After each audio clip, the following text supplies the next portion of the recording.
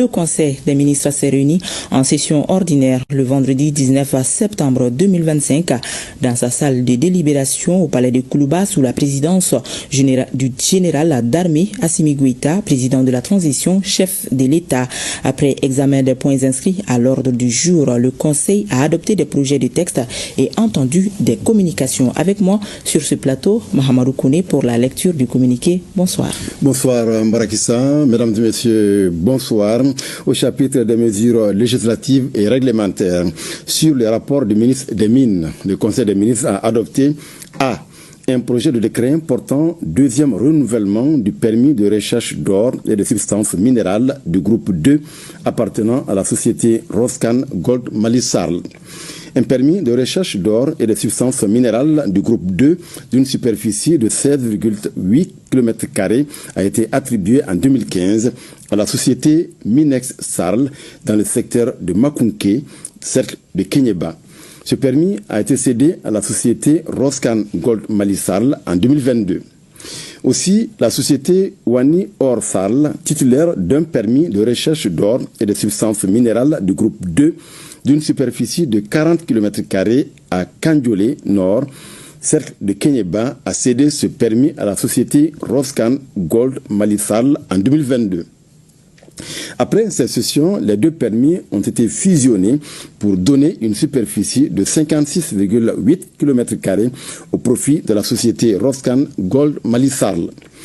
Compte tenu de la mise en évidence des indices nécessaires à la poursuite des activités sur le périmètre du dit permis et conformément aux dispositions du code minier, la société sollicite son renouvellement. Le projet de décret adopté renouvelle pour une deuxième fois le permis de recherche d'or et des substances minérales du groupe 2 attribué à la société Roscan Gold Malissarl. B. Un projet de décret portant approbation de l'avenant numéro 3 à la convention d'établissement signé le 2 mars 2017 entre l'État du Mali et la société Fekola SA pour l'exploitation d'or sur le permis de Medinandi dans le cercle de Kenyeba, région des Cailles. Pour être en cohérence avec sa vision d'un partage plus équitable des revenus issus du secteur minier, l'État a engagé un processus de renégociation des conventions d'établissement avec les sociétés minières. Ces négociations ont abouti à la signature d'un protocole d'accord avec la société Fekola SA qui prévoit un troisième avenant à la convention conclue en 2017. Le projet de décret adopté approuve l'avenant numéro 3 à la convention d'établissement du 2 mars 2017 pour prendre en compte le changement de la nature de la participation en numéraire de l'État qui devient une participation non diluable et non contributive aux investissements.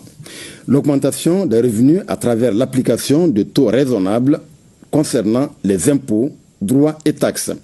La prise en compte du contenu local, le renforcement du rôle de l'État dans l'organe de gestion de la société d'exploitation.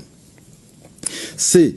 Un projet de décret portant approbation de la convention d'établissement pour la phase d'exploitation entre la République du Mali et la société Lithium du Mali SA pour l'exploitation du lithium à Torakoro dans le cercle de Bougouni, région de Bougouni. D. Un projet de décret portant approbation de la convention d'établissement pour la phase d'exploitation entre la République du Mali et la société Semos SA pour l'exploitation d'or à Sadiola, cercle de Caille, région de Caille. E. Un projet de décret portant approbation de la convention d'établissement pour la phase d'exploitation entre la République du Mali et la société Les Mines du Lithium de Bougouni SA pour l'exploitation du lithium à Foulaboula dans le cercle de Bougouni, région de Bougouni. F. Un projet de décret portant approbation de la convention d'établissement pour la phase d'exploitation entre la République du Mali et la société Soumissi SA pour l'exploitation d'or à Siama, cercle de Kadiolo, région de Sikassou. Dans le cadre des réformes opérées dans le secteur minier, l'État du Mali a signé des protocoles d'accord avec les sociétés Léo Lithium Ltd, Firefinch Limited, GFL International Co Ltd, Mali Lithium BV et Lithium du Mali SA le 12 septembre 2024. La société Allied Gold et Semonce SA le 12 septembre 2024. La société Future Minerals, Kodal Mining UK Limited et les mines de lithium de Bougouni le 1er novembre 2024. La société des mines de Siama le 15 novembre 2024. Conformément à ces protocoles d'accord, l'État du Mali et les sociétés minières ont conclu de nouvelles conventions d'établissement pour la phase d'exploitation. Le projet de décret adopté approuve les nouvelles conventions d'établissement qui consacrent, entre autres, l'augmentation et la transformation des parts détenues par l'État dans le capital des dites sociétés en des participations non contributives, non diluables, donnant droit à des dividendes prioritaires. Au chapitre des communications, 1. Le ministre de l'Administration territoriale et de la décentralisation a informé le Conseil des ministres des dispositions prises pour la révision annuelle des listes électorales de 2025. La révision annuelle des listes électorales de 2025, prévue du 1er octobre au 31 décembre 2025, se déroulera dans les 815 communes, les 7 arrondissements du district de Bamako et 48 missions diplomatiques et postes consulaires pour les Maliens établis à l'extérieur. Elle sera également une opportunité pour les citoyens en âge de voter et ne figurant pas dans le fichier électoral de se faire inscrire directement auprès de commissions administratives. Pour faciliter les transferts en ligne, la plateforme www.ralmali.ml sera réactivée du 1er au 31 octobre 2025. Les opérations de la révision de 2025 s'effectueront sur la base des résultats des travaux des commissions administratives de 2024 et des données transmises en 2025 par le ministère de l'Administration territoriale et de la décentralisation à l'autorité indépendante de gestion des élections. 2. Le ministre de la Jeunesse et des Sports, chargé de l'instruction civique et de la construction citoyenne, a informé le Conseil des ministres de la tenue des vacances citoyennes édition 2025. L'édition 2025 des vacances citoyennes, prévue du 19 au 28 septembre 2025 à Fana et à Dioïla, regroupera 300 jeunes venus de toutes les régions administratives du Mali et du district de Bamako. Pendant ce regroupement appelé camp, les jeunes seront formés et sensibilisés sur les valeurs d'engagement citoyen, de civisme, de patriotisme, de la culture de la paix et du vivre ensemble à travers des activités portant sur les conférences et causeries débats sur la cohésion sociale, la paix, le vivre ensemble, le civisme et les effets néfastes de la consommation des stupéfiants. La construction, la réhabilitation d'infrastructures socio-éducatives et sportives, les actions d'assainissement et d'hygiène des services sociaux de base des localités d'accueil, l'organisation d'activités socio-éducatives et culturelles, les excursions sur les sites historiques et culturels.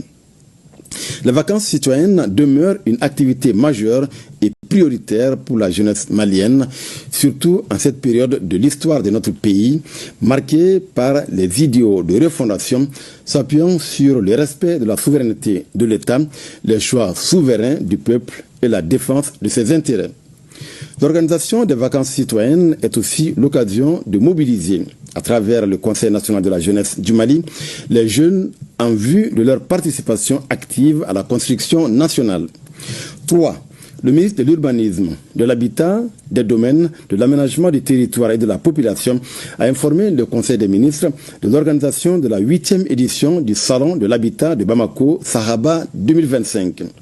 Cette 8e édition, prévue du 9 au 11 octobre 2025, a pour thème « Résilience face aux crises urbaines ». Ce thème inscrit le Salon de l'Habitat de Bamako dans une optique d'accompagnement et de mise en exergue du rôle des acteurs sociaux et autres partenaires dans la conception et la mise en œuvre de politiques publiques urbaines durables et inclusives. Les activités prévues sont, entre autres, des conférences et panels de haut niveau réunissant des experts et décideurs pour discuter des enjeux et perspectives de l'habitat et de l'urbanisme. Une exposition regroupant des promoteurs immobiliers, architectes, ingénieurs, institutions financières, fournisseurs de matériaux et start-up innovantes. Des rencontres d'affaires afin de favoriser la conclusion de partenariats solides et durables. Des espaces d'échange avec le grand public pour sensibiliser sur les bonnes pratiques en matière d'habitat et d'urbanisme. L'édition de cette année sera placée sous les signes de la culture, de la fraternité et du renforcement de l'intégration entre États du Sahel. 4. Le ministre de la Santé et du Développement social a informé le Conseil des ministres de la situation épidémiologique du pays, marquée notamment par une augmentation du nombre de cas confirmés de dengue comparé à celui de la semaine écoulée. Le président de la transition, chef de l'État, a appelé la population au respect strict des mesures de prévention et de lutte contre les maladies. Voilà, Barakiza Ouattara, ce qu'il fallait retenir du communiqué du Conseil des ministres de ce vendredi. Merci, Mahamadou Kone.